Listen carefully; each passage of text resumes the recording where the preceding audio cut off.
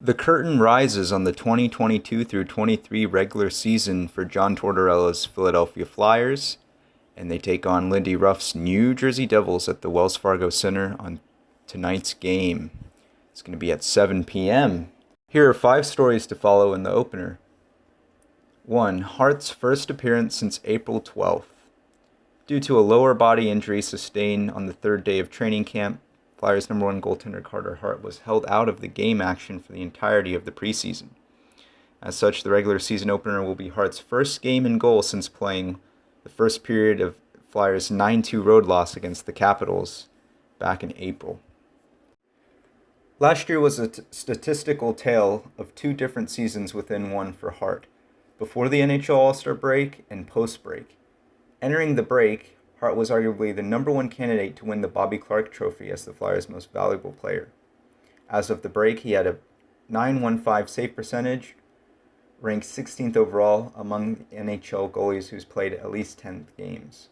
Unfortunately, due to a severe lack of goal support, he was saddled with a .914-5 record. Unfortunately, the period after the NHL All-Star break was a rough one on Hart, as it was on the whole team. For one thing, he dealt with injuries, and for another, while outperforming the rest of the team before the break, his own play was rather inconsistent in the latter portion of the season. For the Flyers, having Hart return to the form he showed before last season's All-Star break and remaining healthy is vital. There's no way around it if the team is to hold its own at all.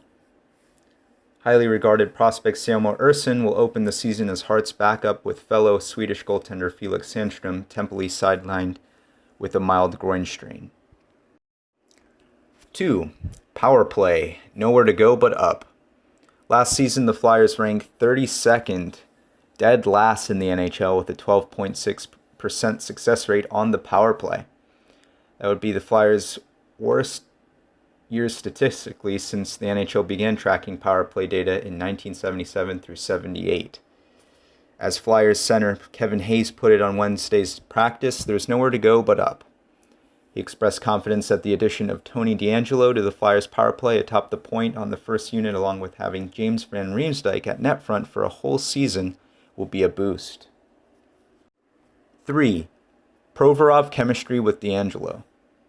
Ever since the abrupt retirement of two-way defenseman Matt Niskanen following the 2019-20 season, the Flyers have been in search of the right fit for playing alongside Ivan Provorov on the top defensive pairing. Fortunately, veteran defenseman Ryan Ellis will appear to be out the entire season, despite seeming like he would help the Flyers' power play. So we'll see what DeAngelo can do on the power play unit and see if he can play well with Provorov. There's definitely going to be an adjustment, but we'll see if they can click. 4. Working around injury absences.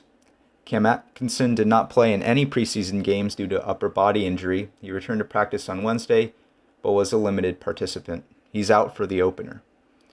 After undergoing off-season neck surgery, Farabee was able to skate in practice, but he's going to need more evaluations, and unfortunately, he didn't even clear to begin in the opener, so we'll see when he'll be ready to go.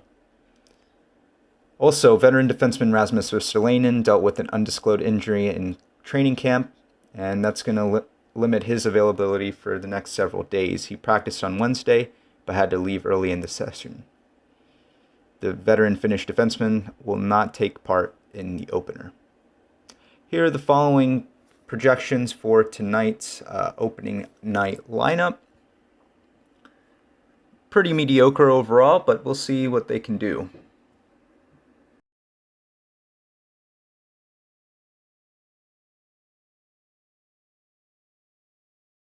Lastly, at number 5, behind enemy lines. Let's take a look at the New Jersey Devils.